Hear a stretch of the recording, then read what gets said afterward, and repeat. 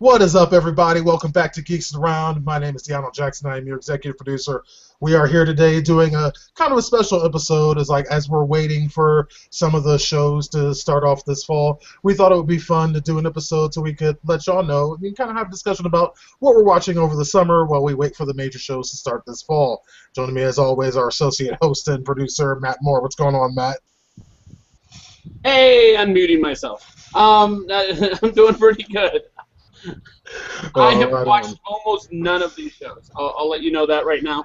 I've been very picky in my summer watching. So I've been. I finished off Supernatural. Now I'm watching Being Erica. So I have not watched Extant. I have not watched Strain. I've not watched those. But I'm eager to hear about them. Oh yeah, we're definitely gonna go into all those. So let's get out to the rest of the panel. Ayu, newcomer here to Geeks Around. We haven't seen you on it before. Welcome to the party, man. Hi, how you doing? Just here from England, watching way too much TV to be good for me, and good to be here. Oh, that's what's up. Isaiah, how you doing, man? I'm doing great, sir. I'm doing great. Just got to catch up on this one show, but I'm doing good. All my other shows. Oh, right on. And here we have a blast from the past, people. We ain't seen Kim Beasley on the show stages. Hey, I'm holding down the fort for the But it's female. we all know why Kim hasn't been here. It's like our favorite character on The Walking Dead, Andrea, got killed. And she's been in mourning ever since. But now her time of mourning is past, so she has rejoined us. It's always good to see you, Kim. And you have my condolences. The real reason is not because of Andrea. Sure. The real reason I'm back is because of Deanna. Oh, I I take that as a kindness. Oh, Lord. Last and most certainly not least, our community manager, Knuckles Goldberg. How you doing, man? What's going on?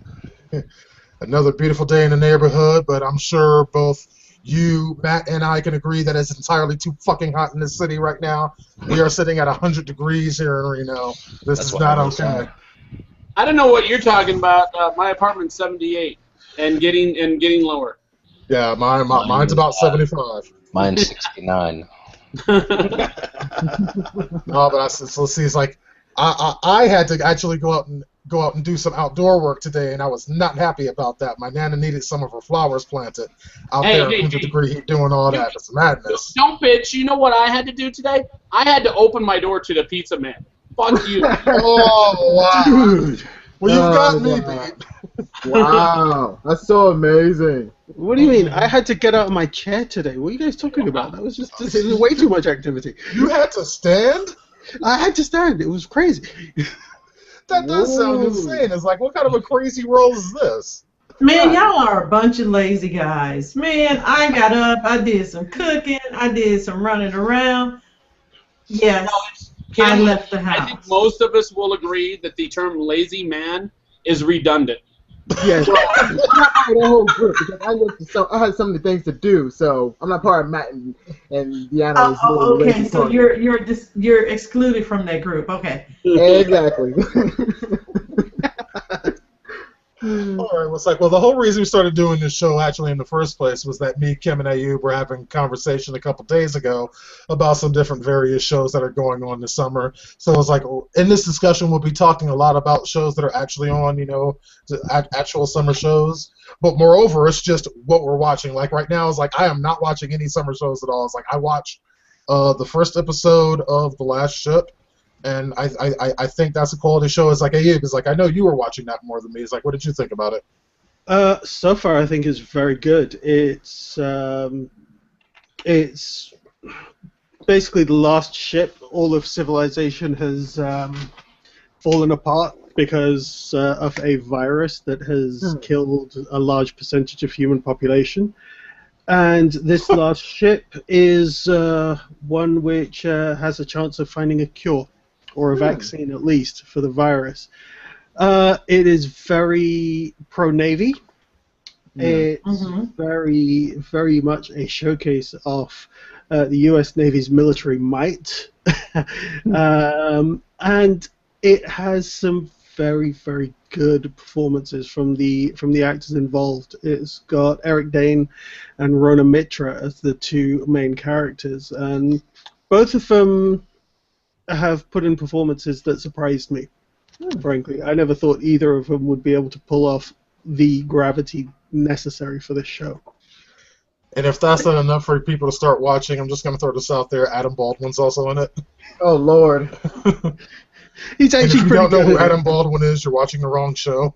You can't be watching Okay, Geeks so who and is not Adam know Baldwin? Baldwin is. He's the talented brother of Stephen Baldwin. Yeah. I know. Okay, all right. I'm Okay, damn well better be. being facetious. I know the Baldwin brothers. Come on.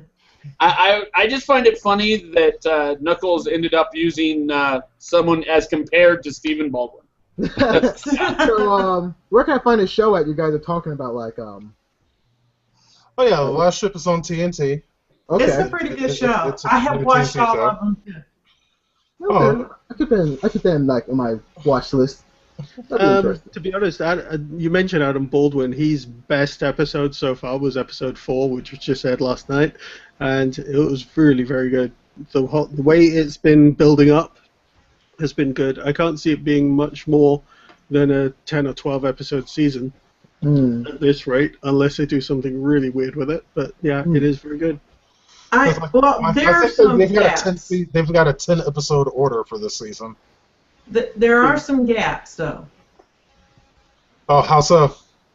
Well, not gaps, but some places where you go, I know this person's going to do this. I just know they are. And they do.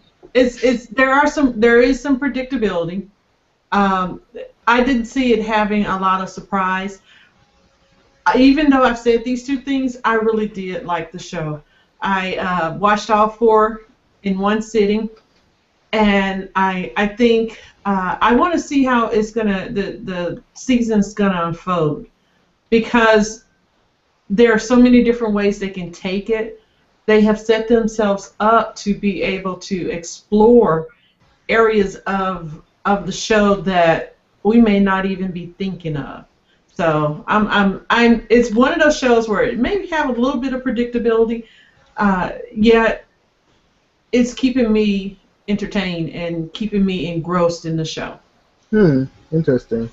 It's really good as a summer show, because I find the best summer shows, the most successful ones, are the ones that don't make you think too much, but take you along for the ride. And it's definitely one of those. It's fun. It's a romp. It's got good performances. No need to stress your brain too much. This show reminds me of this one movie I just watched 2 weeks ago, Snowpiercer, with Chris Evans and all that other stuff, where the last humanity is like on a train and they go around the Earth every year due to global warming. So this reminds me this is like Snowpiercer mixed with Walking Dead, like the aftermath of Walking Dead. So I have to check this out. Yeah, I think that sounds like a quality show, and if it gets the approval of both Abe and Kim, that's definite motivation for checking that out. But not everything has gotten that approval. It's like another summer show. What is it? The Leftovers. I do believe that's an HBO show. I happen to love that show. Oh Lord. Oh, this is going to be an interesting conversation. I found it. I watched the first 3 episodes. I found it boring. There's a few little bits of activity in it which make you think that there is a good show in here somewhere, but there's way too much slowness in between all the like True Blood. Yes. Oh, no. True Blood is actually exciting for every minute in comparison to this. Oh wow, that's not a good thing. Sorry. Let's get the other side of this though. It's like, I mean, Knuckles, you said you liked this show. Yeah, I thought I really liked the first couple episodes. Last night's episode was all about one certain side character that a lot of people probably didn't like, but I still found it interesting. It's like a mix. It's hard to explain, but it's kind of like a mix of like the 4400, where just a bunch of people disappear for no reason and nobody knows why, minus the superpowers so far. I don't know what's gonna happen with that. Well, it's like reverse kind of way. If people are missing or still missing since forever, you got the people who are pretty much left over. It's like Left Behind, like the movie itself. It's like that. Yeah, so it's like, I mean, basically the storyline, as I understand it, is sort of a post-rapture kind of thing after. Yes and no. Yes. Well, yes yeah, and no. A big thing about the show, and that some people think it's the rapture, whereas known murderers and pedophiles were along some of the other ones to disappear. So most people don't believe it's the rapture. Mm. Correct. If you watch the not the pilot, but the pre-show, I can't remember what they called it. It gives you little hints that it's not the rapture that they're referring to. That they're actually referring to occurrences that have happened throughout the years, throughout the centuries, that just happen to have happened with more people. Before, it was just a group of people or one person here and there. This time, it was 10. Is it 2 or 10% of the population? 2%. 2% of the population. Yeah, it was like, from what I remember, I think it was like 4 million people, maybe. Mm-hmm. Yeah, for me, this show was a wasted opportunity. And before you think about, before you yell at me for that, Knuckles,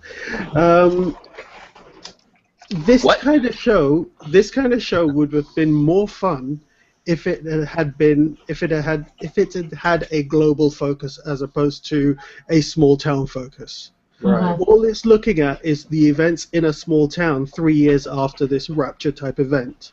Yep. And there are certain hints in the beginning as to oh yeah, religion can't explain it, science can't explain it, and then that's just ignored. And that's a missed opportunity. You have this type of idea. It should have been more global. It should have been bigger. Yeah. I mean, there are so many questions that I would have 3 years after a rapture type event, and they don't get answered. We just focus on the relationships of these people in this little cult, and it just seems like a wasted opportunity of a show for me. To me, it feels like that one movie back in it's like when the whole human race is like blind. It's like one woman who's not blind. It was Danny Glover and so many other good actors in it. It was like a really big global situation. Like, what happened if the whole world was all blind? Okay, that's really cool. But when I saw the first couple of scenes in the pilot, it's like, okay, so people are missing. Okay, what else is new? Nothing. Oh, okay then.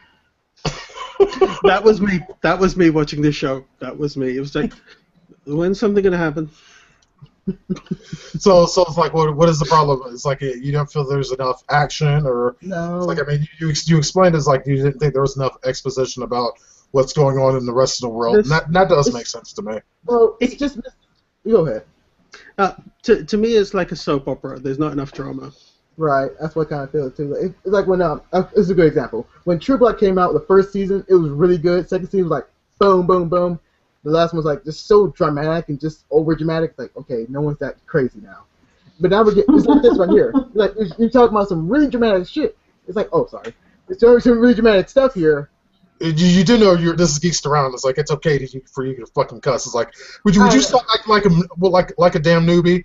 Are you you trying to behave yourself because Kim's here? Is that pretty much. Yeah, pretty much. Yes. But thank you for respecting me. I can't cuss around your delicate ears and shit. Kim, place your hand over your ears, please. But again, it's like there's no oomph to it. Like 4400 had an oomph to it because people came back, got some special behind it. Here it's just like, okay, people are missing. Okay, what else can you do with this? It's like, what's happening? Or to come back like 40 people right over here. Oh, okay, it's like Lost. No one gives a crap. And screw it then. It's actually written by Damon Lindelof, who wrote Lost as well. But even Lost was a hell of a lot more interesting than this. True. The show it was more interesting, and they didn't have a damn clue what the hell was going on in Lost. So right, to the very end. I would have loved it better if it was more of a global feel to it. Small town, going through issues, yeah. But how is it affecting the global outreach or the global network of people that's left behind? Mm-hmm. Yeah, I get that. It's definitely a slow-moving show. I will admit to that. I also think that it's a little early in the show to kind of judge whether or not that's going to be an issue. But it is taking place a few years after said event, and people still have no really clue of what happened, and they're just I think the reason they're kind of centering on a small town is so they can focus on specific characters and the story of what happened. And I'm interested to see where it ends up at the end of the season. I think if you like the kind of smaller interpersonal dramas, then you will probably like it. If you're into a bigger, more involved story, then this is likely not the show for you. So is this a sci-fi show? Because I have a hard time. Is it drama or sci-fi or is it both? I'll tell you what. In episode 2, it opened with a FBI group talking about one of the cults that arose after the event happened, where there's this guy who apparently has magic hugs, where he hugs people and they feel better. Yeah. And he recharges by having sex with young Asian women, and so it's like a. Wait, what? So it is a weird cult, and then apparently, they have their own like little camp and they get invaded, but the guy gets away with the help of some of his followers. He's like something Wayne. Yeah, and these people really believe that this guy has this ability to make you feel better by just hugging you. I'm not sure where that's gonna go. Okay, can I make a point also that he's a black man, not a white man? Because normally normally is white men that lead cults, and for them to cast a black man as a cult leader, that to me, I applaud them for looking past the norm. Well, he's actually the magical Negro. That's what he put him in. He's the magical Negro. Well, yeah, it sounds like he falls kind of well into that particular trope. Well, I was just saying, a magical Negro with a magical old woman. And for anyone watching, this sounds very silly, but it's like they've seriously believed this in the show, and I think it was really interesting and weird, and kind of threw a kink into what I thought the show was going to be about. Hey, if you make a black person very much the most liked person in the whole show, yeah, they got some special powers. Well, like I say, that's actually why that was the second episode was why I sat through the third episode as well. Mm. The second episode was improvement. Third episode, I thought, just went straight back to the first, and I was like, I doubt I'll be watching the show anymore. Mm. Well, hey, fair enough. It sounded like that's one of those things that are going to be kind of hit or miss. It's sitting at a 68% on Rotten Tomatoes right now, so it's like for you viewers out there, just make your own decisions for that. It's like I always say, check out the pilot and see what you think. And if the pilot doesn't kind of immediately grab you or make you at least want to watch more, don't even bother with it.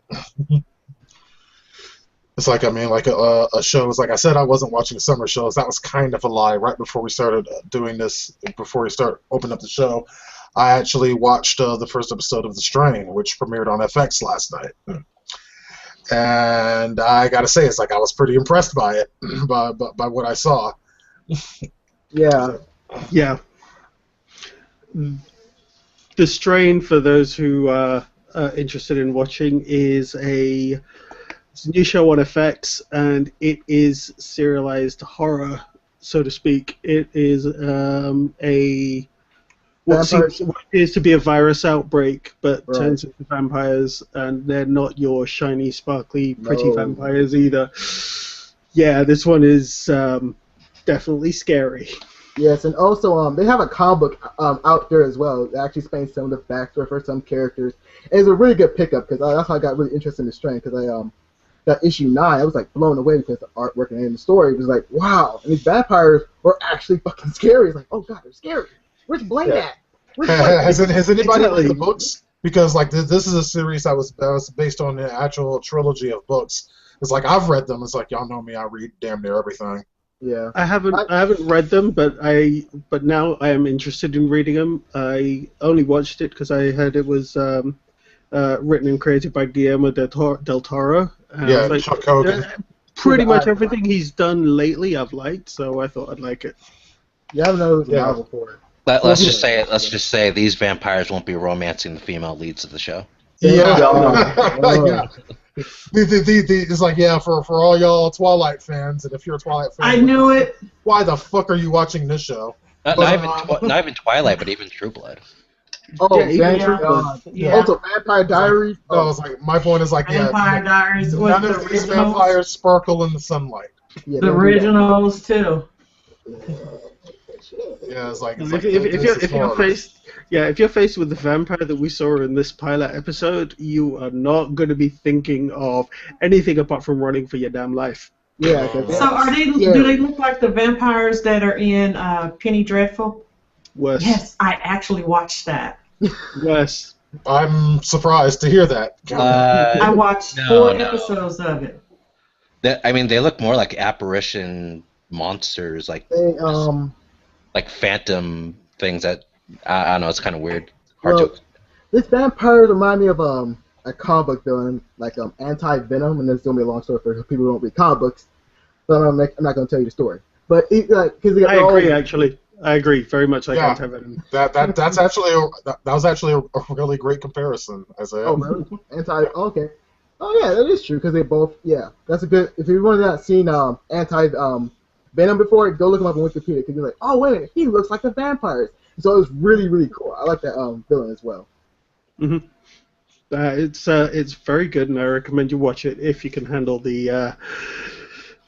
I mean, it is a TV show. It's on FX, so it's not going to be that scary. But that's what was concerning me about this whole thing. Is like because the novels were really really good, and then they're not kid friendly in the slightest. So I was kind of concerned about the show being on FX. Even though it's like, I mean, to be fair to FX has done some pretty out there things, and they've allowed their shows to get away with a lot ever since Nip Tuck way back in the days. Like they've really kind of ramped it up and allowed their shows to get into some things. But I was just still a little bit concerned that Guillermo del Toro's style of horror wouldn't translate very well to a TV setting, and I was very happy to find out that I was wrong.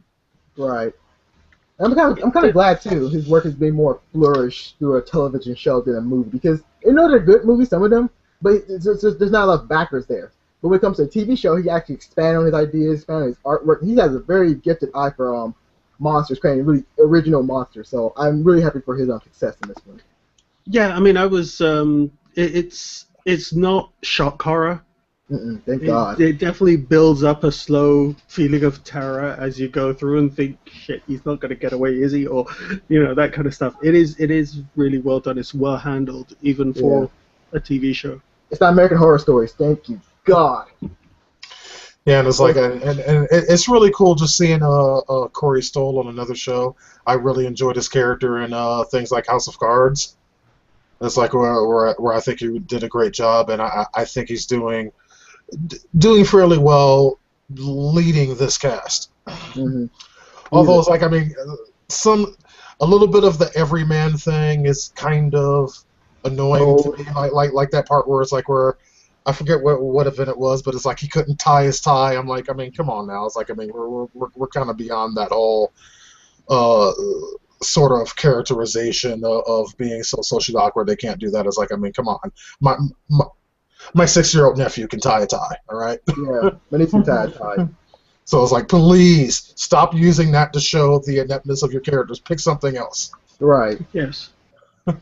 I don't know. It's like that's just something that struck out in my head as being annoying. Just ignore me. Well, it was good to see Sean Astin in it, and especially the twist towards the end, which showed Sean Astin's, shall we say, being compromised. I thought that led to a very good. That was a very good way to show how powerful the bad guys in the show are. They reach everywhere. So it's like House of Cards again, but a monster is Frank Underwood. Like, yeah, He's doing it again. He's incompetent. But it was good. It was very good. I enjoyed the show. I'm looking forward to the next episode. Awesome. So what else are y'all watching for the summer? Have you guys seen a show called Dominion? Okay, we'll get into I saw the first episode of that. Well, we'll get into Dominion in a second. It's like Kim brought up one that I definitely wanted to address. Extant, which is it's a CBS sci-fi show.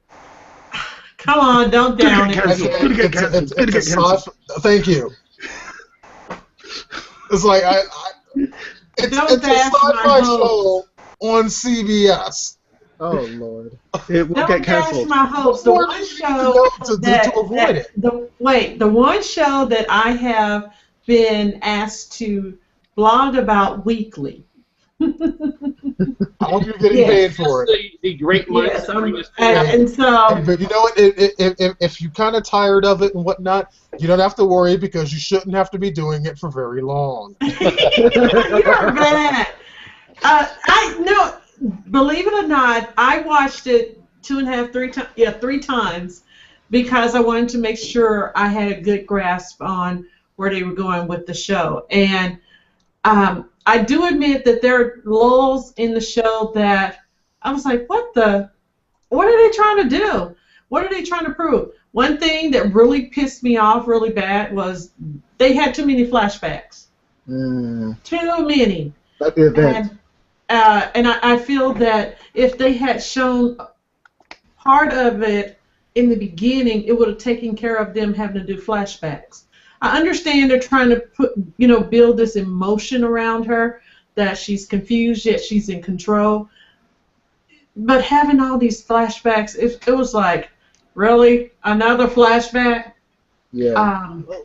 If they get rid of all the flashbacks,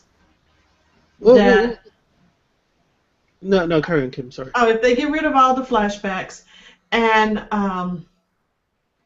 they left a lot up in the air, like they bring the, what is his name? The guy that owns the big company. They bring him out of stasis, I guess you could say. And I'm like, okay, so where was he?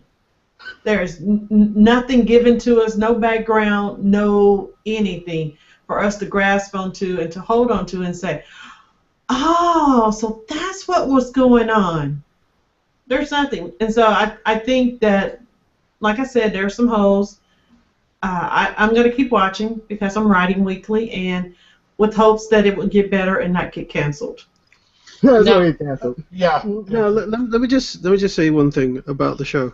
I disagree with you, Kim, on the flashbacks. I think the flashbacks were placed in that way to tell a story in a way that the writers wanted to tell the story. If they'd have done the flashbacks first, I don't think the story would have unfolded logically. The thing is, I was this close to having the same review for Extent as I had for The Leftovers. It was too slow in parts, but the last 15 to 20 minutes of the show made me really want to find out what happens next. Yeah. The last 15 to 20 minutes of that first episode gave me a reason to watch again. And for that extent, I think I doubt. I think that a lot of the initial audience would have been just looky-loos, seeing to see whether Halle Berry would do well on TV or not. But hopefully, if they build up on the momentum that they started in the last 10 minutes of the show, then hopefully, if it carries on like that and it doesn't slow down again and speed up again and slow down and speed up, it could be a very good show and it could get a lot of people to stay watching. This sounds like the event to me. Like when the event did like a lot of fun. Well, I did like the first pilot of the event. It was very cool, but however, it was just bogged down by so many flashbacks. Good lord, just tell me the different story. That's what happens a lot of times with some of these shows. You show a lot of flashbacks instead of just putting them in the show. It's for viewers like me, it's gonna be hard to understand. Because I wanted to like the event, but it was just so bogged down. Because the present day looked awesome, but it was just bogged down by so many flashbacks over and over. It's like you get lost. Like, okay, so is this present day? What? Oh. But the only show that actually... Oh, go ahead. No. The thing with the flashbacks on this show is most of the flashbacks go to the time that Halle Berry was on the space station. Mm-hmm. Mm-hmm. So there is a definite different look when it's in a flashback. You know you're in a flashback. Right. Another show that does this well is a show that we might talk about later on. It's called The Night Shift, where every single flashback is sepia toned. Once it's full color again, you know you're in present day. But yeah, flashbacks can be handled in different ways, and if they don't make it visually distinctive, it can be very confusing. I agree with that because a great show I watched on HBO was like last year, and I think Knuckles will agree with me, was True Detectives. It was an amazing show.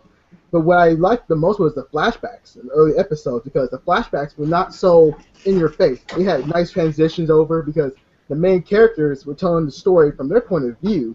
And it was like, okay, it wasn't that overwhelming, it's not over stuffing down your throat. It was just so many awesome transitions over and over. It was scenes that you couldn't really tell which was past or present. But that's a good thing, though, because you love the characters so much. So those flashbacks, if you do them correctly and make them give them time to explain why they're there, then you actually know why the flashbacks are needed. And I think you brought up a good point, the transition. I don't feel the transition in Extant is smooth between... I can tell when she's flashing back and when it's present day. It was a lot of jumping. And the jumping is what I think is what unsettled me about all the flashbacks. You're right, Ayub. They were placed well, but I just felt, okay, I'm watching, I'm getting into the scene, and boom, we're in a flashback. There's no transition, no preparation, and then we're watching the flashback, and we're like getting into the flashback, and boom, we're back to present day. Okay, so that sounds annoying to me. It is. That's why it took me 3 times to watch it to get my review written, because I'm going, okay, now what just happened? Rewind. Okay, did I have this right? Okay, I gotta watch it again, because the flashbacks were so jarring to me. Right. And I think if it was more of a smooth transition, and it's also one of those shows that you have to keep your eye on it, because there are things that happen when there is no noise. There are subtle facial expressions that you see. There are people in the dark that appear and disappear. There are little things you have to pay attention to, so you can't kind of have the show on and doing other things. And that's another reason why I had to watch it 3 times. You just have to, it captures your attention, but at the same time it can be jarring, flipping from flashbacks to present day. I wish some of these shows would... Oh, go ahead. No, let me just add that the special effects, a lot of the little touches are very impressive. Visually, it is a fantastic show. And there are 2 or 3 different story threads which could grow into something very, very good. Mm-hmm. So, yes, there are great possibilities with the show, and I'm hoping that that they explore those properly. But, yeah, like Kim said, you have to pay attention when you're watching. You can't do what I usually do, which is, yeah, it's on there, I'm listening to what's happening, but I'm also doing that. Right. You can't do that with it. Because I think there's some things, or in my case, needs to be practical. Like from True Detectives, everything was pretty much practical. They took you back to that setting, like the 80s or 90s. It was still great. And shows like other shows besides True Detectives, Orange is New Black, the first season, which I love the transition to flashbacks, because you get the characters pretty much in a long stare and you figure out what's wrong with them. That was really cool. Season 2 was a mixed bag, but it still kept that whole sense that they gotta know why this character is here to understand why this character is like this. So you have to really understand the character's point of view before you actually go into the present day. So it was still good, but it was a little jarring, to tell you the best. Well, I can't. Basically, if Extant sticks with the flashbacks for very long, it'll be pointless, because the biggest thing to happen in any of the flashbacks has already been happened and shown. So I'd be very surprised if there are many more flashbacks in the next few episodes, but we'll just have to wait and see.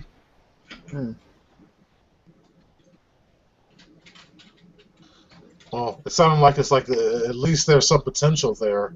It's like, I mean, because we all have to keep in mind is like if the only thing we've seen thus far is the pilot. Right. It's like I think the next episode is what on the 16th? Yeah. Yeah, a couple days from now. Mm-hmm. So it's like lots of time to see. It's like where this will go, but I'm still holding on to CBS sci-fi show. My level of focus not exactly very high. I just don't trust it. But we'll see. It's like, hey, I've been wrong before, and I'd be very happy to be wrong about this. As Isaiah would say, you never know. Say it again, folks. You have it here. Mark it on your calendars. Hallmark moment. Oh, yes. He's like, I can do that this time. It's not one of our normal discussions. So that phrase doesn't make me want to strangle you like it normally does. But you know he loves it. He loves that saying. Well, it's like... Well, moving on from Extant, I just want to talk about the show that I mentioned just before, The Night Shift. Yeah, go for it. I am a sucker for medical dramas. I will tell you that. I liked Miami Medical, which was cancelled after the first season.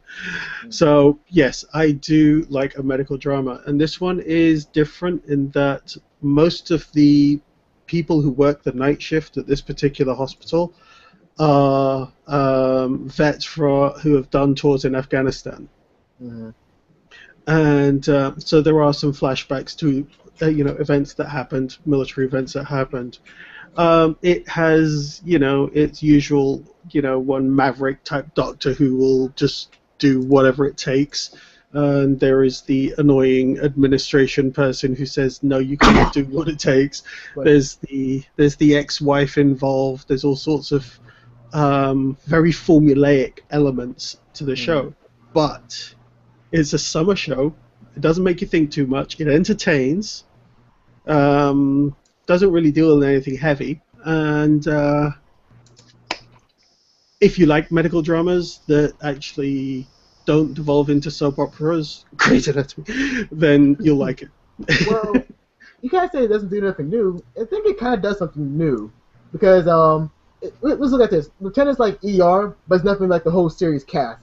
You have something that's actually happening now. You got these medical doctors from overseas doing what they do best, but you're going to see the transitions like why they're actually like this. So you can actually say it does something different here. It does something new because we haven't really seen a lot of medical doctors shows out there from the military. So this actually does something really interestingly new. It's almost like the guys from MASH came home and decided to start to work at NER. Well, after the whole psych ward. Yeah, and the flashbacks are like episodes of MASH without the comedy.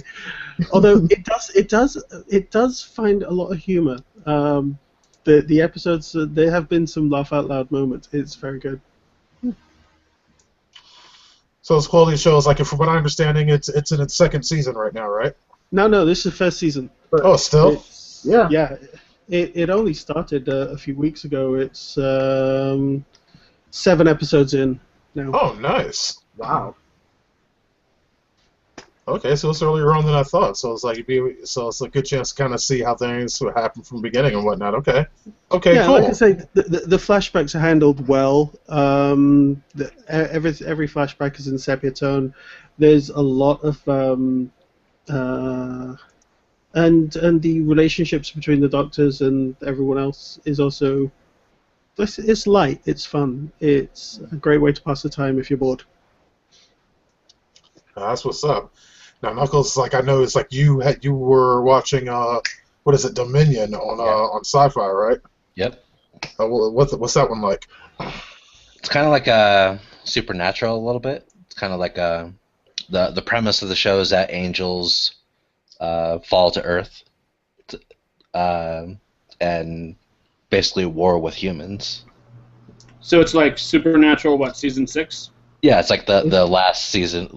Like last season Supernatural. It's basically angels versus humans. It sounds like Legion to me. Well, it's based on Legion, from what I understand. Like, that's the premise of Legion is the premise of this show. Bad Deanna. Bad Deanna. It's a little too soon. What the hell? And so Bad Deanna. there's the Archangel Michael who sides with the humans against Gabriel, who is like leading the army of angels. Mm-hmm. And then they throw in this mix of there's like this guy who's supposed to be the chosen one, but I'm not really sure yet what he's supposed to do. Well, I ended up watching the first episode of that, and supposedly, from what I remember, there was supposed to be some word that was passed down from somewhere, and that word was passed on from person to person to person via ink, via tattoos. Right. And yeah, somehow he ended up with that, but I didn't get much further than that first episode. It was too heavy for me. It really was. Oh, what do you mean by too heavy? I think from reviews I've read, because I haven't seen the show, I admit, you have to have seen Legion first for it to make sense. Legion covers the backstory, basically. I was going to say, Ayub put it pretty succinctly earlier, is for summer viewing, you really want something that takes you along for a ride where you don't have to think too much. And in this particular show, it was I don't know, it's just too heavy. Okay, that's fair enough. It's like I know it's like one of my favorite summer shows right now is Suits, and you can totally just go into that and just chill out and just kind of watch it, enjoy it. Yeah, I love Suits. And I know of course you hate it, Isaiah. You kind of hate everything that goes without saying at this point. Isaiah, we are in agreement about Suits. Isaiah hates Suits. He also hates puppies, happiness, rainbows, children. Okay, chocolate. we're just the same. We're only on Suits. That's the only thing we agree on right now. And he likes Charles Whedon, which means he's completely wrong all the way across the board. Wait. Oh god, it's like but Isaiah, like Charles, does like My Little Pony, so he has that going. There you go. He gave me a nice hashtag. Isaiah hates everything. Yes. And it's true. Okay, so I was like, all right, you and Kim are on the same page here. It's like, I'm kind of curious about this one. Why do y'all not like Suits? Really? It started off. I was one of those avid fans of Suits, and it took the same road, I believe, that The Good Wife took. Both of them disappointed me because they made good characters really bad, and I was like, okay, this is not why I'm watching this show. I understand there has to be bad characters. I'm not saying everybody's got to be good. It's just that they made the good ones really, really bad, and I said, okay, I'm done. You do understand that this is a show about lawyers, right? Yes, I do, and I totally understand. Like I said, I understand there have to be bad people. Yeah, right. I'm just saying they really changed the whole dichotomy of some of the characters. And like who? Do I know character names? This is true. You don't know character names in shows you actually like, so I can't expect you to know characters' names in those. I'm like, who are you talking to here? Really? Yeah, that is a good point.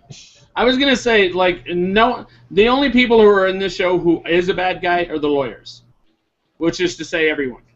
Yeah. Yeah, and even they aren't entirely bad. Yeah, they're just doing their job, really. Well, not true. In the new season, there's also the hedge fund managers. Yeah. Well, yeah, but Oh boy. same idea. Yeah, and those guys are like freaking evil. the things they've tried pulling off already. And that's pretty actually nutty.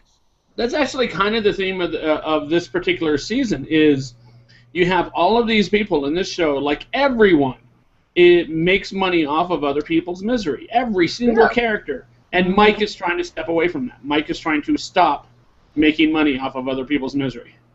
That is kind of what's going on in this particular season. Whoa. He's trying to save people. He's trying to save people's jobs. That doesn't. I'm actually behind on Suits. I've only seen like the first episode of this latest season so far, so I have to catch up first. Yeah, it's an ongoing theme. I didn't ruin too much for you, but yeah, it's one of those things. I don't know. I kind of like Suits. I'm really hoping that that I don't know. I don't like the dynamic change that they ended up doing, making Mike a hedge fund manager or consultant or whatever his job is now, working with people's money. I have a feeling that that's going to be a long-term thing that'll go towards legitimizing him as a lawyer after he does. I think by the end of this season, he'll have wanted to go back to law school or something and get a proper law degree. I just think that's the only reason I can think of doing that, to legitimize him, to get that initial bit out. Mm-hmm. But if that's not realistic, then I'll be disappointed. Right. That's not realistic. Come on. I mean, name a single show on TV, that is completely realistic. It's TV. No, expect So it to why are be. you complaining? Then why are you complaining that it's not realistic? It's not real. It's so fake, even more so than fake normally is. Well, to be fair, Suits is a little better than TNT's lawyer show, which I did not like because what it represented was I just did not like because they was playing around with people's lives and making jokes behind it. It's like, I didn't really accept that at all. When it comes to Suits, it feels like I'm watching. This might feel weird too. I feel like I'm watching Psych, but a less funny Psych. That's how I feel. Like, okay, so well-dressed dudes, but you're not really funny. You're just lawyers, and you're sometimes scum. Well, and, I agree to an extent because Suits, when it started out, was almost like a breath of fresh air. It was like, this is really funny. It's really good. It's dramatic.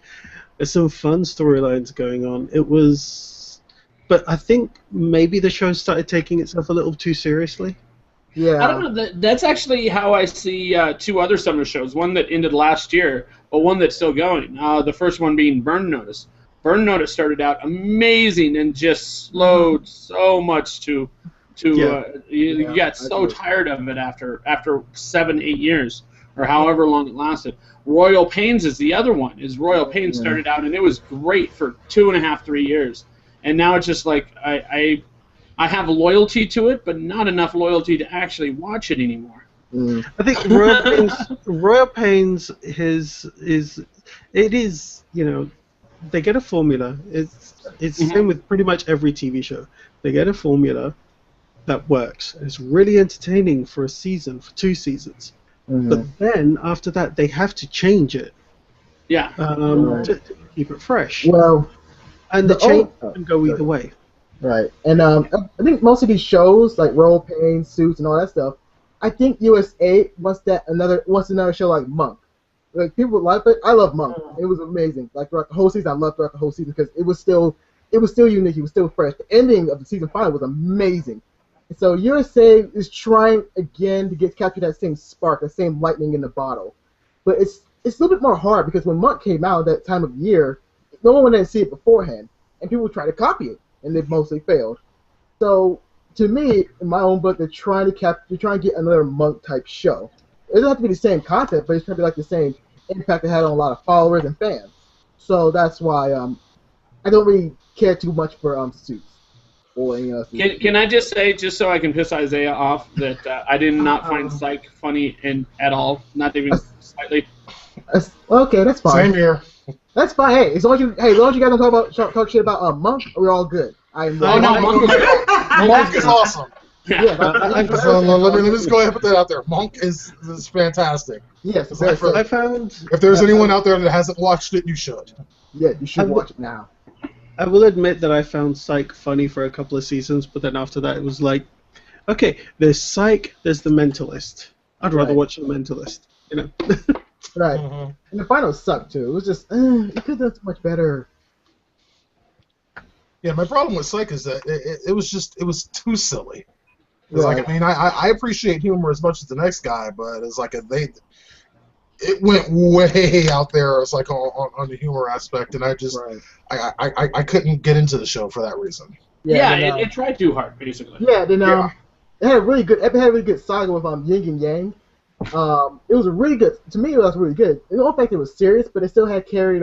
It was still funny, and we saw Sean become more of a mature individual trying to stop the serial killer, the next serial killer. Just the ending of that saga was kind of lame, but it was still good to watch. Seeing here with the final was like, you guys didn't really do nothing special because Monk did something really big. You guys didn't do nothing really. It was like a little flair. It was still funny, but it was nothing great to remember it by. The black kid was the only good thing about Monk that I saw, or Psych that I saw. Yeah, I know what you mean. but moving on, what about Murder in the First? It has promise. I figured Isaiah wouldn't like that. See, that's something we disagree on. Isaiah hates everything. I believe it has promise because, and not just because of Taye Diggs, okay? Oh yeah, Taye Diggs is awesome. I mean, he's not a primary factor, but he is a factor. Right. Taye Diggs is in this. I might actually watch it. Well, yeah, it's got some good star power behind it. You know, Taye Diggs and Nicole Ari Parker, Anthony Dale, it's Tom Felton. So it's got a really great cast. Yeah, you can say the same thing for Black Sails, but that. We got to meet Nicole and talk to her about the show. And I think her show is, not her show, but the show is, I think, unveiling the personality quirks and the strength of each character show by show.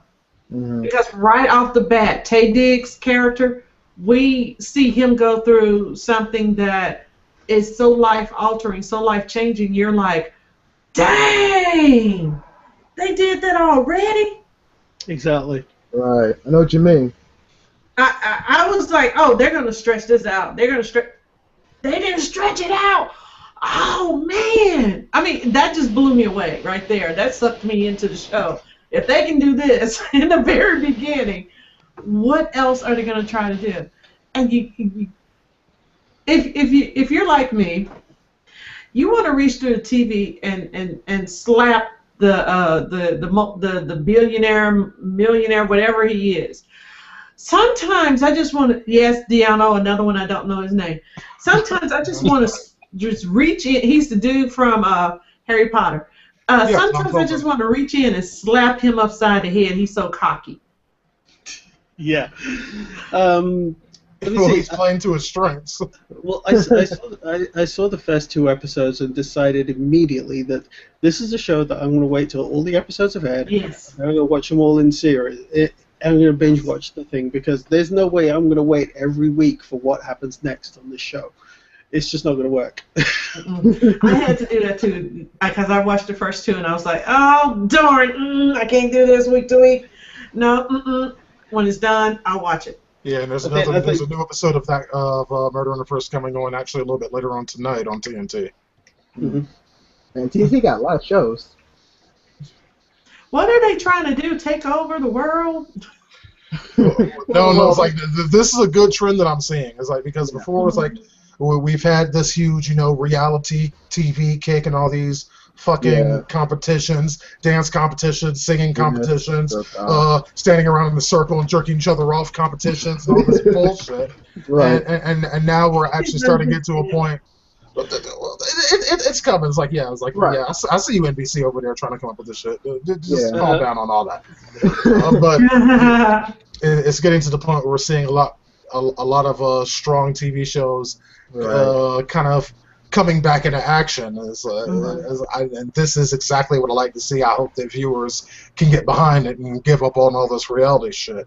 Yeah, and I think I can add on to that too, Deanna, because if people say Fox still ends with good shows, which is true, but Fox is the only show in my book show more diversity when it comes to their new shows, like Sleepy Hollow, for example. That had no backing from no one except for Fox itself, and I was gonna like it anyway until I watched the show. Like, oh damn, that's an amazing show. It's really, really good. And got hooked on it like that, and then Orphan Black, oh my god, that show is amazing. The actress, she is brilliant. Yes, especially season 2. Season 2 was like, damn, is that amazing? Because this blew me away. And so Hannibal blew me away too, because Hannibal was like so much greatness behind it. And then you start to figure like these producers are understanding that you need great shows, like fictional great shows that keep people hooked in for a long period of time. These reality shows would come and go, but these fictional shows would pretty much stick to people for a long time. Look at X-Files, Lost Again, and Heroes, for example. Those shows, people stick around for a long haul. Heroes is a bad example, dude. I know. Yeah, Heroes is a bad example. I know. He did not say Heroes had one great season, two That was extremely shitty seasons, I know. and then the fourth season was trying to come back into that great Trying. race. Did a fairly good job of it, but by then it was too little, too late. Hey, I was a ride or die character. Okay. We'll see how the reboot goes next It's year. not gonna do well. I'm sorry. Yeah, I could have sworn you just described Community, not Heroes. Oh! Ouch! Ouch! Wait, is Community still around? It's coming back. They're Not- putting it on Not Yahoo really. Screen. Well, I don't watch Why it. So would they let that show die? Because nobody Because watched there it. was one great season, two seasons, and then they tried to make up for it No, last a better question is why aren't they letting it die with dignity by Right. Yahoo's streaming Look service? at the Office. Which should have happened after the first season, frankly. That's like, yeah, but It yeah, should have happened Community show, mid-season. it's being brought back by Yahoo Screens, and to this day, it's like Oh. we reported out that here on Geeks and Around. It's like to this day, I have no fucking idea what Yahoo Screens is. And I have no plans to watch it. It's Hulu Plus without the TV shows. Seriously, it's everything else. It's the previews, it's the trailers, it's the clips. Everything you get in Hulu, you get on Yahoo Screen. I think this might be, and I mean this seriously, I think this might be their first TV show. Yes, I think it is. And Yeah. again, I think who cares? But Right. that's just me. Basically. But you see a lot of Something nobody's heard of, nobody's going to watch it, Right. which But- is identical to what happened when it was on NBC. Nobody watched it. Right. Mm-mm. True. But Okay, I will admit I watched it for a couple of shows and then I finally went. And the point of this is, Well, the first season was really good. It was a very, very strong show. The second season Then even it was died. okay, and then it just kind of, I think let at the it end of the die. The No, fourth season was good, even with Danny Glover gone. At the end of the first season, I think they ran out of ideas. Frankly, with the show, and then that was it, really. just like Scrubs did. Wait, you're telling me that Danny Glover was on that show? Donald Glover. Donald Oh, Glover. Donald Sorry. Glover. Oh, I was like, was he crazy or what? Danny Glover was in My Name is Earl. He was in that. Chevy Chase, on the other hand. Oh, doesn't count. Yeah. Yeah, he wasn't Oh, in the I'm sorry, last did I season, say and that that made the out loud? last I'm season sorry. better. Poor Chevy Chase. Wow, I'm that's sorry, I cold. shouldn't have said that out loud. I thought I thought it. He single-handedly dragged that show down for like a season and a half. Yeah, I agree. Wow, Is he still you are on it? cold. No, they got rid of him before the fourth season. That's why the fourth season was better, in my opinion. Is because they got the guy who played Mike from Breaking Bad to play a character, and he's hilarious. He's like the Yeah. straight man the entire time, but he does it so well. Cool. Because he was a straight man in Breaking Actually, I Bad. have to Really. watch that fourth Yeah. season then, but yeah. Yeah. Other summer Well, shows back is to the like, summer shows. yeah, it's like I might surprise y'all with this one. It's like I actually have been watching the second season of Hemlock Grove on Netflix. I finished it. What? And I haven't finished it. I've only seen the first episode so I'm far. not gonna watch it, so I'm Yeah. good. it's like it is much. It's like I had problems with the first season as well.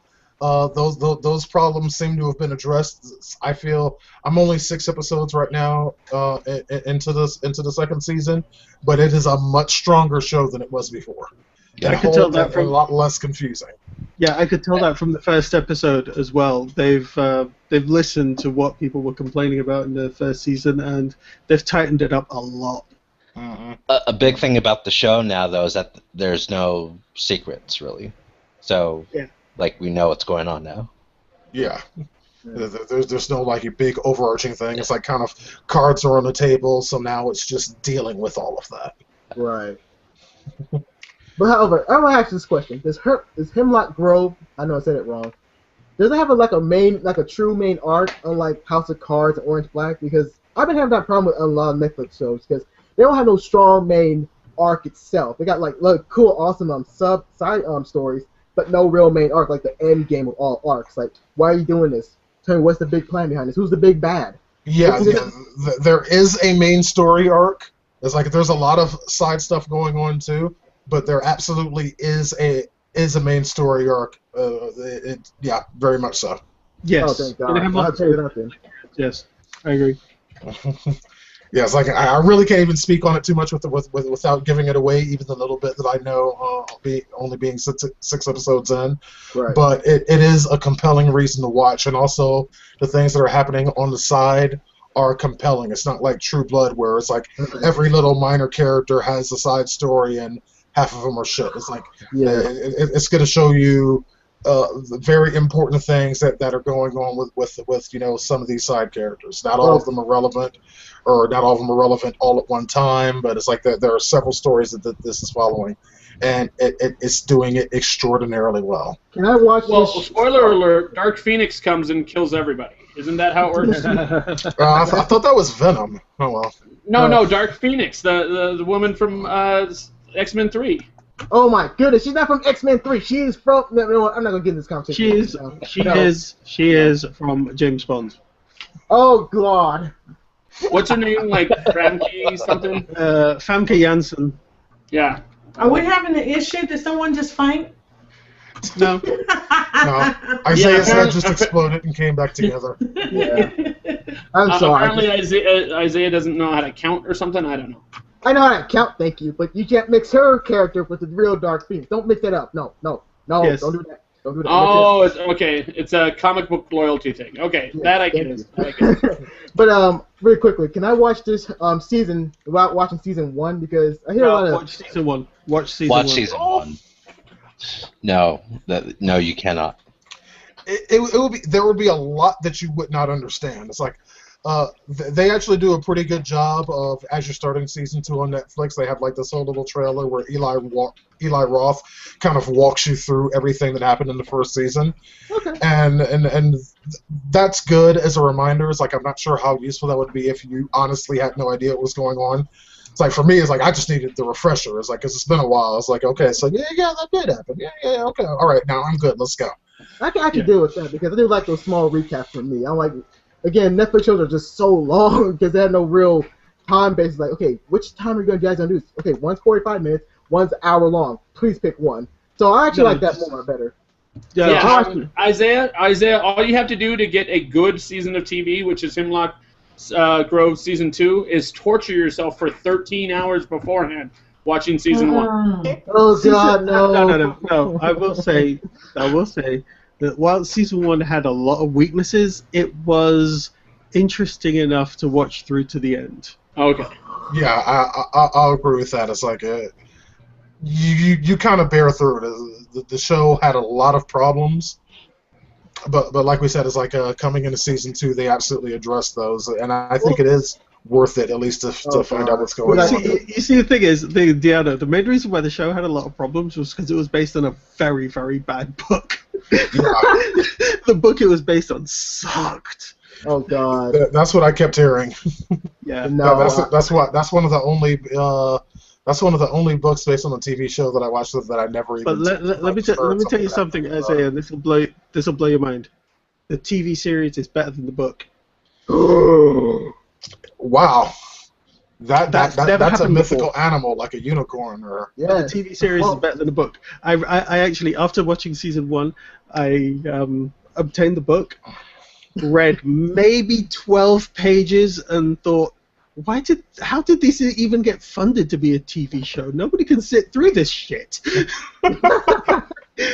Oh God. Twilight became a movie. Let me make sure I understand this correctly. You're saying that the book is better than the TV series. No. The TV series is much better. Than the book. Okay, isn't it normally the book The is other way better? around? Yeah. So, it's almost always the other way. Okay, People say that, but I don't read, so I wouldn't know. Take over. So if they're giving money away for a show that is better than the book, I got a book that I can write real quick, and then you give me money. I won't put any thought into it. I wish. If it worked that way, I'd have sold about 3 books to TV series by now. Oh God. I'll pretty much watch season 2 now because I had a hard time watching season 2 of American Horror Story, and then 3. Oh God, so much nightmares. No, seriously, watch season 1. You will appreciate the story of season 2 a lot more if you've seen season 1. I am currently not just a 5 or 10 minute preview that just covered the basics.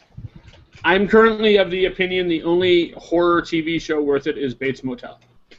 Oh God, that's even worse. Oh God. That was pain, wasn't it? I mean, Isaiah hates everything. Bates Motel is awesome. Hannibal was the real thing. Don't watch that Bates Motel. It's like, oh wow, it's Bates Motel. No, let's watch Hannibal. That's that real stuff over there. That's real stuff. Not that real stuff. Real stuff. Yeah, real stuff. You know what I'm saying? Over there. It's over there. It's over there. It's not over here, but it's over there. Right.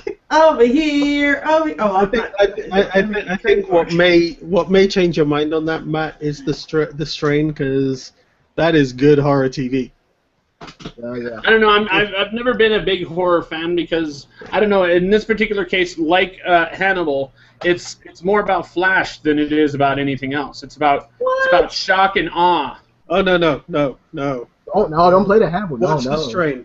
Trust me. Watch the strain. If you think that is definitely not about shock and awe, that's about actual horror. And also, screw you, man. There is a show I want to talk about. Okay. If I've told you once, I've told you a million times, Isaiah. I don't go that way. I don't swing that way. I know, but come on, it's Hannibal, man. You gotta swing that way to Hannibal. It's amazing. It's not about Flash. It's about storytelling and blood and interesting stuff. So screw you, man. Moving right along. Your second descriptor was blood. All right, Kevin, you had a show that you want to discuss? You don't always got to bring up a show. Come on. This is me. That's not on the summer list. Okay, so they just released the pilot of Flash. Oh. I don't know what you're talking about. I have not watched that illegally. Legally. I have not watched it. Yeah, Kim was like, they didn't so much release it as much as it leaked. We're not really going to get into a whole lot of that. Yeah. Okay, well, the leaked version. let's just say the rumored version of Flash. The rumored version, because none of us watched it. The rumors and the reports based on the rumors and everything else makes me believe that. Makes me believe that the Flash is going to be pretty damn breathtaking. Yeah, I think it is. Yeah. Yeah. Theoretically, because of course I haven't seen it. I think that the show is going to have a fairly strong opener. I think the characters are going to be very well fleshed out. I think that there's a rumor that the villain in the pilot is going to be the weather wizard, who I think is stupid, and I think it would be a stupid thing even on a TV show. If that were to be the case, of course. Yeah. I do. Y'all didn't download that illegal copy found online? I don't know. We read about it. Yeah, What do you guys think about Under the Dome?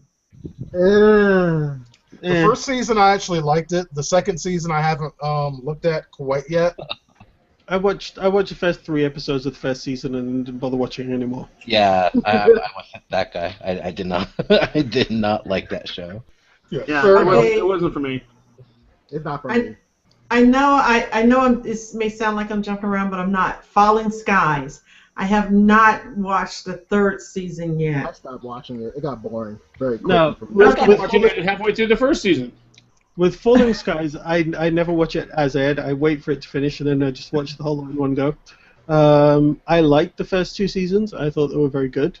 Not sure where they're going with this season after the way season 2 ended, but we'll just have to see. No, we're on 4th season. Yeah, we're on 4th season. Okay, yeah. I've seen the first 3 seasons. The 3rd either. I did watch the 3rd season. I remember. I stopped watching the 3rd because it's too boring. That's the thing for me. Falling Skies is one of those shows which each episode on its own, if you watch it and then you have to wait for a week and then watch and wait, it can get boring to watch. But if you watch the whole lot in one go, you can actually get caught up in the story because there's no sitting there waiting. Because then you're only bored once. Right? Well, no, not really, because the various threads in each episode you see their resolution a lot quicker. You don't wait and forget the little minor thing that happened there that actually affects it majorly there. So, it is a show which I think is a lot better experience if you watch all the episodes together. Well, actually, season 3, when it first appeared, like the first season premiere of season 3, they did a time skip out of nowhere. Like, why did they a time skip? What? Okay, why are these guys helping them out? Okay, why is that alien always... Okay, it was so much... How it ended on in season 2, it was like, it was really good. We don't see what happened. But we got season 3, like, they did a time skip. Like what? Why is he crippled? Wait a minute. Why is he... What? What is going on? Oh, God, my head hurts.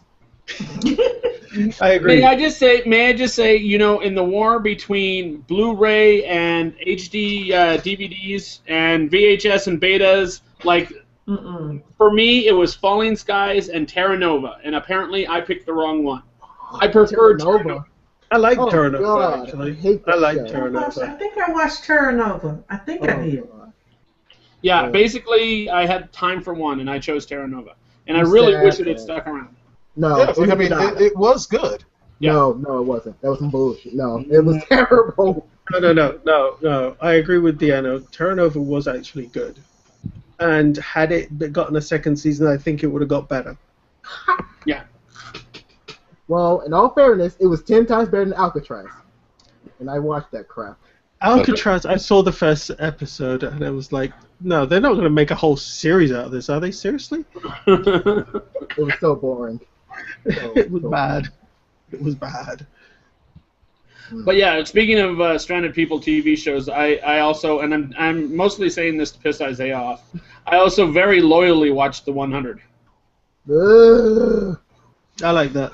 No, see, it's like I've heard good things about that one. It's like it was a show that I, you know me, I watched too damn much TV, and something had to fall by the wayside, and that was it. But I've heard it was a really strong show. It's just yeah, like it was Battle Royale. surprisingly strong considering that the characters are all teenagers. Oh, Battle Royale. That's pretty much how it is. It's Battle Royale. Okay, everybody's got to stop comparing things that have nothing to do with Battle Royale to Battle Royale. Yeah. What?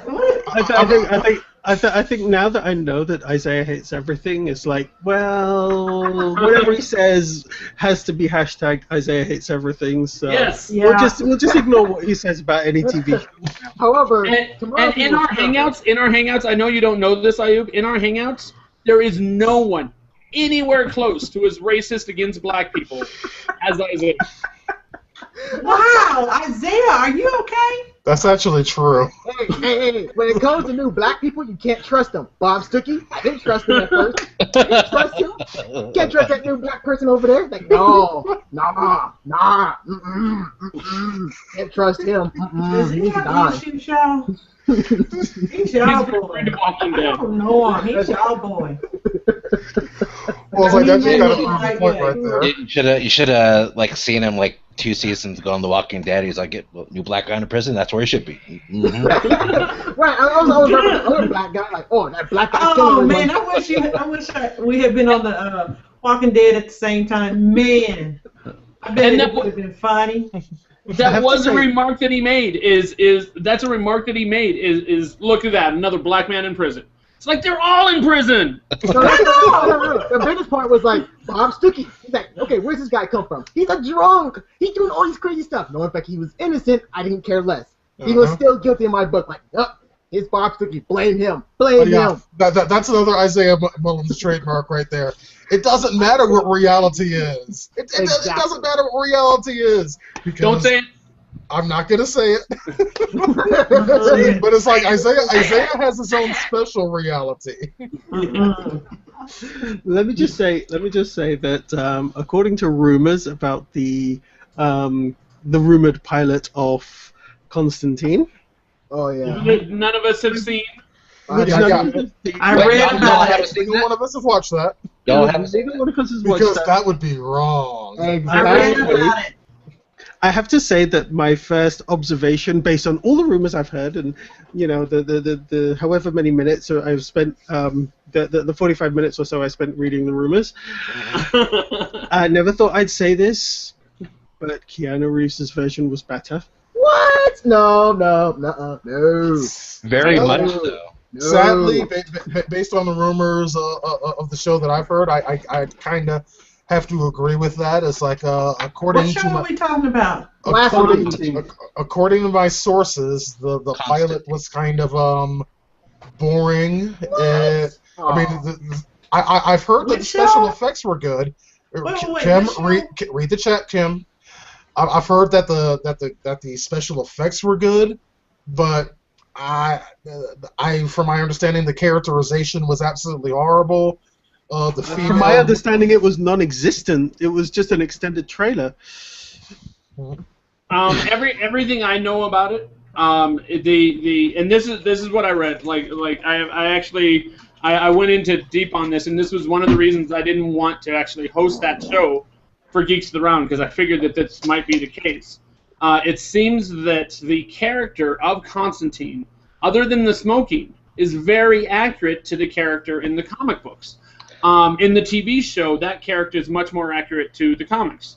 However, the comic book character Constantine is very obvious will not translate well to TV. He's not a super exciting character. He happens to be a very dull character in a very exciting world. He's very bland, to be honest. He really is bland. So that cannot really be helped by his character. He's really, really bland. Yeah, but if the world is depicted well, and the characterization of the surrounding characters is good, then it could be entertaining TV. However, from my sources and from my rumors, I'd much rather watch the movie again. Wow, that hurt me. No, that's just it. Is I think that the Keanu Reeves version is going to be was more entertaining than what I read about this new character. It's more entertaining, but it's not in any way accurate. That's not accurate. When I watched the Keanu Reeves version, that was my complaint. It's like, you know what, this isn't half bad. However, it's not Constantine.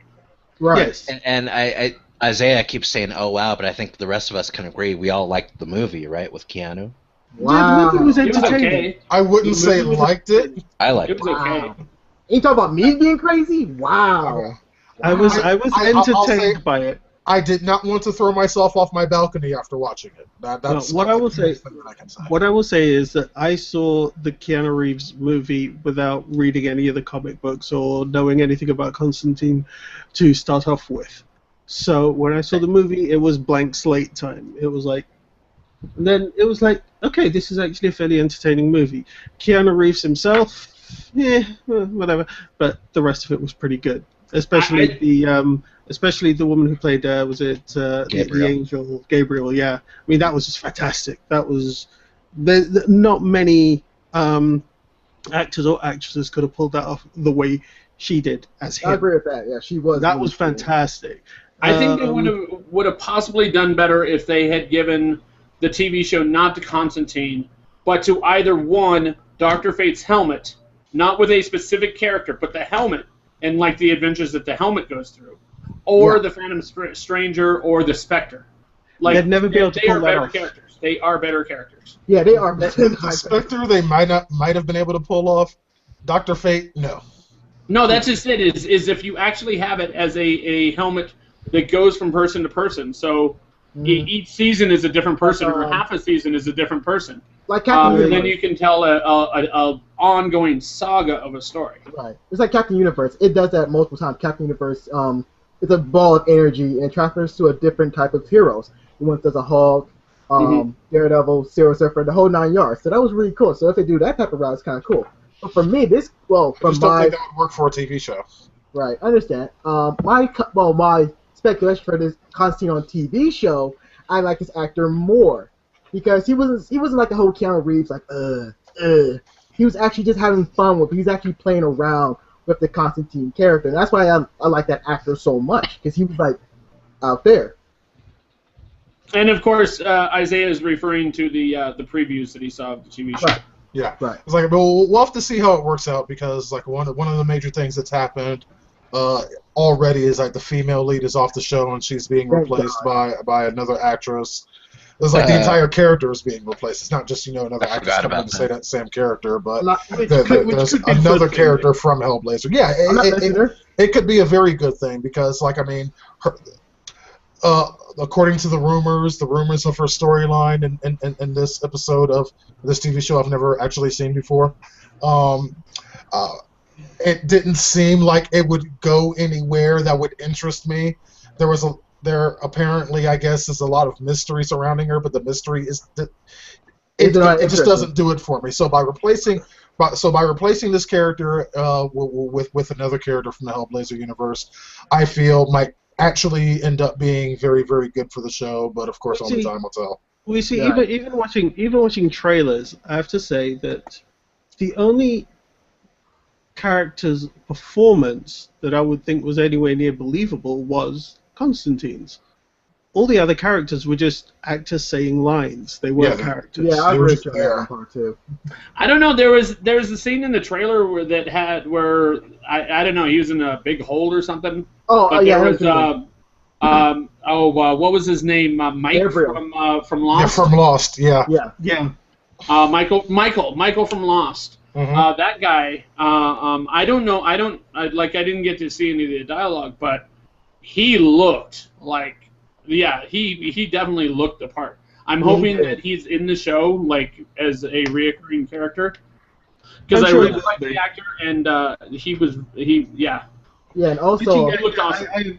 I agree. He was if he can pull it off the way he can as an actor, then I think he will do very well in that show. And plus, do we know what angel he's supposed to be? No idea. No. It'd be funny if he were the angel. Manny, hold on. I looked it up on IMDb, so I should know. The Dark Angel. No, he plays the character's name according to IMDb is Manny. I don't know who that translates to. Yeah. All right, but I don't remember reading much about any Manny the Angel in the Bible. Right. Whatever. But it's probably short for something, but yeah. But Constantine has one ace up his sleeve that somebody not already put in factor. Constantine, he's part of the Dark Universe, which is the Dark Justice League, really. That's Guillermo del Toro's work. He always trying to put on the big screen. He always said, like, it was rumored that he might use that show to actually transfer to the movie itself. And I was like, oh, that's interesting. And when I looked at a wiki page search on the Dark Universe, I was like, oh, these characters are really awesome. They're more interesting, more complex than the Justice League characters themselves because they deal with supernaturals, they deal with more crazier, more elements that most people don't deal with. So I hope they do some cameos of the Swamp Thing, Dead Man, and I hope they do a lot more interesting characters because that's the only big ace I see Constantine have. It'd be like Smallville but more darker. Okay. Yeah. Oh, we'll have to see. We'll have to see what happens especially with the change of the lead, the female lead, and how that will work out. Also, whether the rumors actually end up with a change to or re-edit of the pilot, we don't know. So what might actually come out on TV might be different from what all the rumors are based on. We'll just have to wait and see. I was going to say that would be a little difficult considering that even though the pilot has not officially come out, the previews have.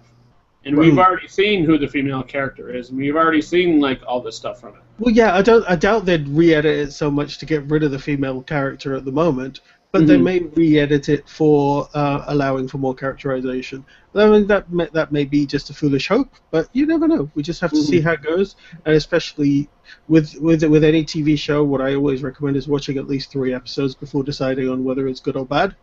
So we'll just have to see how they expand on the pilot after it's released, and how they expand the characters after that. I mean, it has happened many a time where a pilot has had to fit too much in as a basis of the story to allow for much characterization. Right. But then the second, third episode lets you get into the characterization, lets you get into know the characters. So it is possible that it might happen that way, and it might work out. We'll just have to wait and see. Yeah, we'll find out more about that. It's like when Constantine premieres on Friday, October 24th. Speaking of fall shows, since we're kind of on that subject, it's like to kind of close things out here. Well, a question for the panel: what fall shows are you guys looking forward to, guys and gal? Oh, so many, so much. Agent Carter. Agent Carter. Yes, Agent Carter. I love that. Agent Carter. I'm definitely looking forward to Agent Carter. And the Flash. Agents of S.H.I.E.L.D. because Agents of S.H.I.E.L.D. only got better in its second half of the season. Right. So I'm hoping that the second season continues on with that, and Right. I can't see them dropping the ball at this point. Me either. Yeah. I think the big bomb that they were waiting to drop was the whole Hydra situation. Yes. And Spoiler alert. Once they're, if they haven't, anybody watching Geeks Around has seen that by now. Yes. Like hell, So it's Hydra. I really think they were just waiting for that. It's like their hands were tied because that's the direction that season was supposed to go, and they couldn't get there until Captain America: The Winter Soldier came out.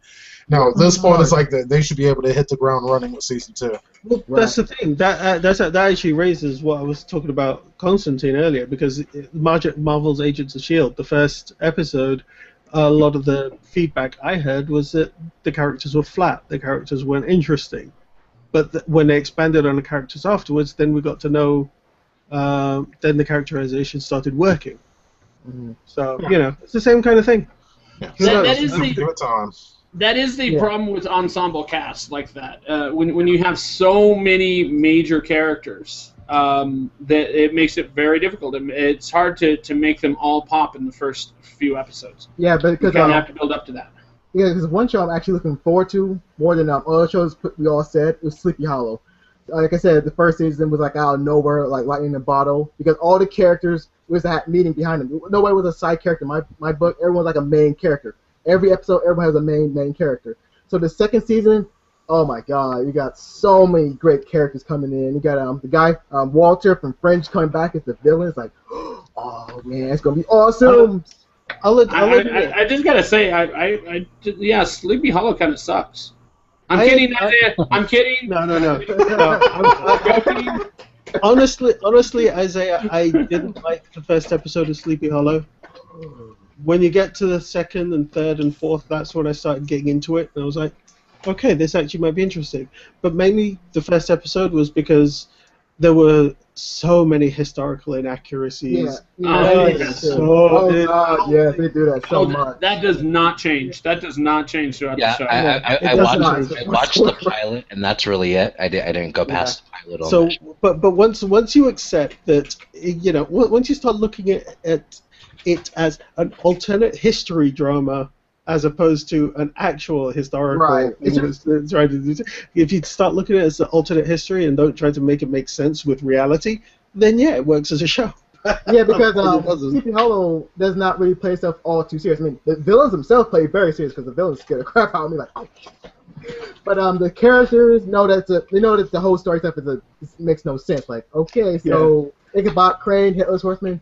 Yeah, this doesn't make no sense. But they know it so well, and then the two main leads have so much great chemistry, they pretty much keep the show afloat. It's like one or another. It's actually those two characters that everyone loves so much. Yeah, but now here's another parallel.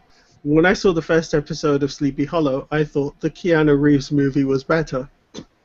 Oh. Wow. You just think Keanu Reeves is better, period. Wow, that hurts me so much. Oh, wow. Well, Point I said Break that is one of my favorite movies of all time.